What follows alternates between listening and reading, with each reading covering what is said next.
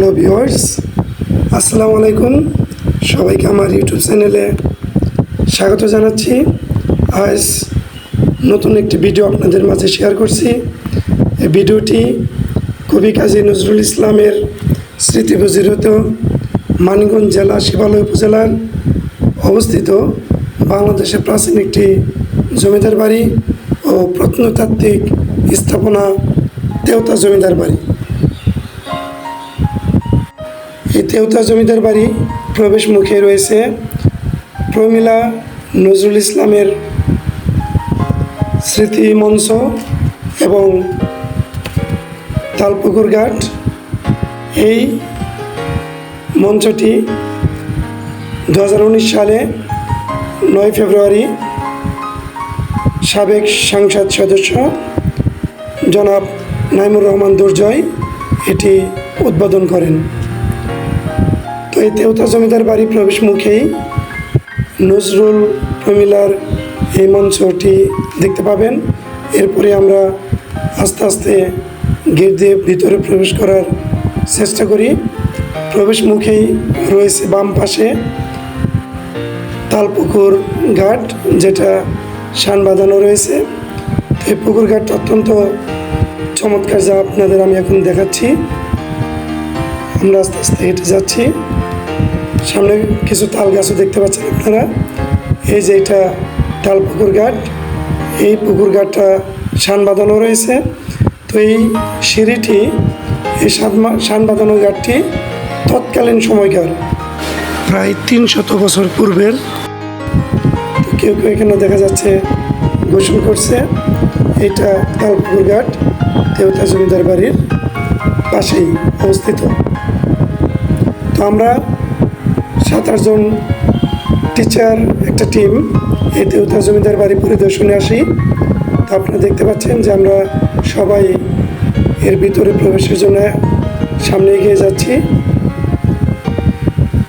আমাদের সাথে রয়েছেন Manjurul sir, Talipur school, Khalilur Rahman sir, Hanif sir,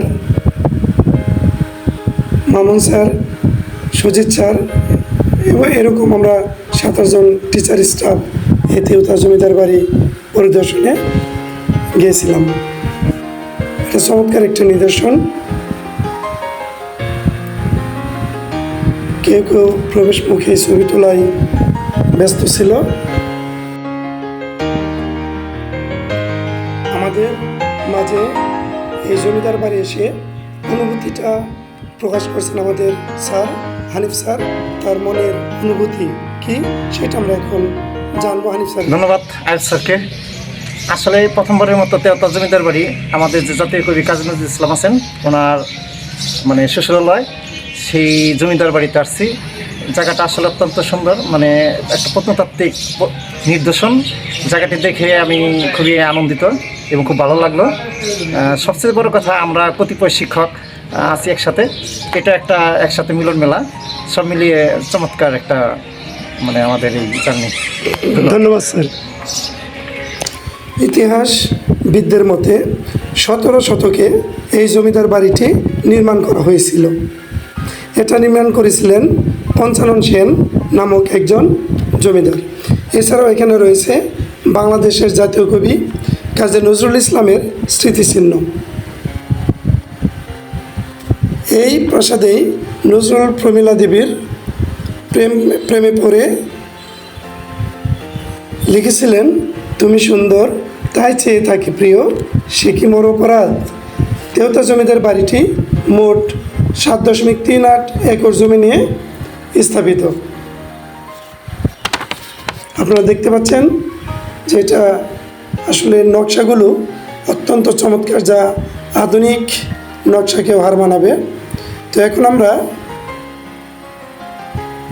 আরেকজন স্যারের সাক্ষাৎকার নিব, জনাব মোহাম্মদ মঞ্জুরুল স্যার। তিনি আমাদের সাক্ষাৎকার দিবেন যে তিনি এই তেওতা জমিদার বাড়ি এসে তার কেমন লাগছে। ধন্যবাদ স্যার। আসলে এখানে আসলে স্মৃতির যে একটা সৌন্দর্য সেটা অনুভব করা যায়। একসময় আমাদের এই উপমহাদেশে জমিদারদের শাসনামল ছিল, শাসন করতো তারা, এবং তারা যে কত বিলাসী ছিল তাদের জীবনযাপন, এবং তারা যে শৈল্পিকভাবেও কিন্তু তাদের অনেক উন্নত মানসিকতা ছিল, এটা তার এই কাজ দেখলে বোঝা যায়। এখনও অনেক সুন্দর, আমি মনে করি যে অনেক সুন্দর দেখার মতো এই জমিদার বাড়ি। এগুলো আমাদের কী বলে ঐতিহ্যের মধ্যেই চলে আসছে এবং এখানে দূর দূরান্ত থেকে আসে। আমার খুবই ভালো লাগছে এবং মনে হচ্ছে যে সেই অনেক বছর, শত বছর আগেরকার যে তাদের যে সময়টা, সেই সময়টাকে ফিল করার একটা অনুভূতি পাচ্ছি। ধন্যবাদ। এরপর আমরা দ্বিতীয় তলায় ওঠার চেষ্টা করি এবং দ্বিতীয় তলায় আস্তে আস্তে উঠতে থাকি। তা আপনারা দেখতে পাচ্ছেন সে দ্বিতলার যে সিঁড়িগুলো, সেই সিঁড়ি দিয়ে আমরা দোতলায় উঠি। দোতলা থেকে চমৎকার একটি দৃশ্য দেখতে পাই, যে এত সুন্দর একটি স্থাপনা, এটা আসলে না দেখলে এটা বিশ্বাস করা সম্ভব না। তো আপনারা এটা পরিদর্শন করতে আসলে আপনারা প্রাচীন যে রাজাদের বা জমিদারদের বাড়ি ছিল, তাদের যে রুচিশীল ছিলেন, তারা যে রুচিশীল ছিলেন, সেইটা আপনারা আসলে এগুলো না দেখলে বোঝা যাবে না। এটা আধুনিক স্থাপনাকেও হার মানায়। এটা এত সুন্দর স্থাপনা খুব কমই দেখা যায়। তো আমরা এরপরে আস্তে আস্তে আবার ছাদে ওঠার চেষ্টা করি।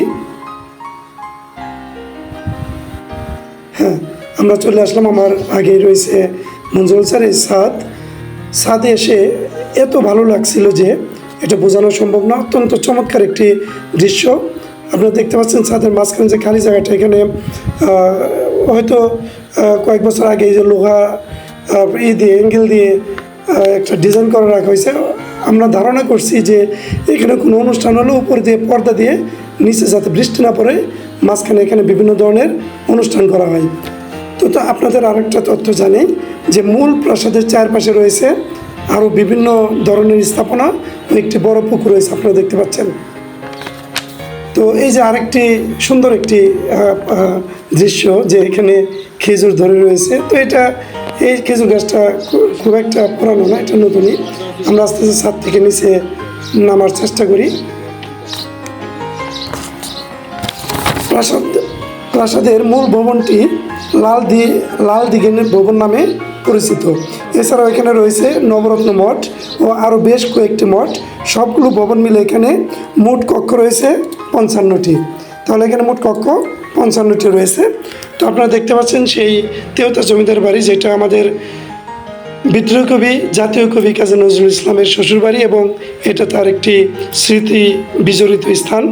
তো এই জন্য আরও ভালো লাগছিল যে একজন বিখ্যাত একজন কবি, লেখক, সাহিত্যিকের যে স্মৃতি বিজড়িত স্থানটা আমরা পরিদর্শন করতে পেরেছি, এর জন্য আরও ভালো লাগছিল।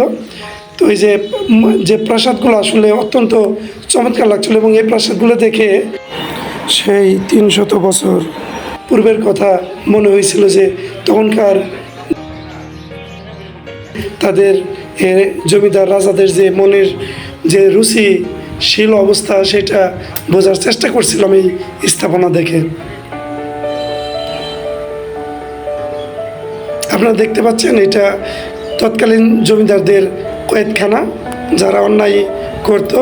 তো বর্তমানের মতো বিভিন্ন জেলখানা ছিল না, বিভিন্ন জমিদারদের প্রাসাদের মধ্যে কয়েদখানা ছিল, যেখানে বিচার করা হতো এবং দোষীদের আটকে রাখা হতো। এটা আসলে আমরা বর্তমান জেলখানা যেটা বলি, সেটা এই জমিদার বাড়ির জেলখানাও বলতে পারেন বা কয়েদখানা।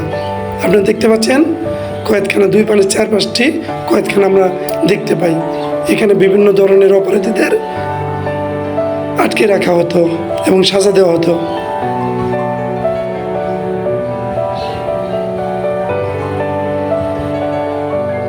যারা এখন আমার ভিডিওটি সাবস্ক্রাইব করেননি, যদি ভিডিওটি ভালো লাগে, নতুন নতুন ভিডিও পাওয়ার জন্য অবশ্যই সাবস্ক্রাইব করে রাখবেন। আপনাদের আরেকটি দৃশ্য দেখে, আমরা যে বর্তমান যে ঘরে যে সিঁড়িগুলো দেয় বিল্ডিংয়ে, সেই সিঁড়ির মতো কিন্তু এই সিঁড়িটা না।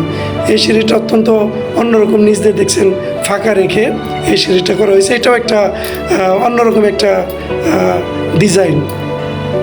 এই যে আপনারা দেখতে পাচ্ছেন সিঁড়ি, তার নিচ দিয়ে ফাঁকা রাখছে। আমরা কিন্তু এখন ফাঁকা রাখি না, সম্পূর্ণ আটকানো থাকে। মূল প্রাসাদের যে সিঁড়ি সেটা আপনাদের দেখাচ্ছে এখন। আসলে এখানে আসলে আপনারা এই রাজার দেওতা জমিদার বাড়িতে আসলে আপনার প্রমীলা নজরুলের যে স্মৃতিচিহ্ন সেটা মনে হবে, এবং প্লাস এখানে এসে যে পূর্বের মানুষের যে মনের যে অবস্থাটা সেটাও তাদের সব কিছু আপনারা জানতে পারবেন। ধন্যবাদ সবাইকে। আবার পরবর্তী ভিডিও দেখার আমন্ত্রণ জানিয়ে শেষ করছি। আল্লাহ হাফেজ। ভিডিওটি ভালো লাগলে লাইক কমেন্ট শেয়ার করতে ভুলবেন না।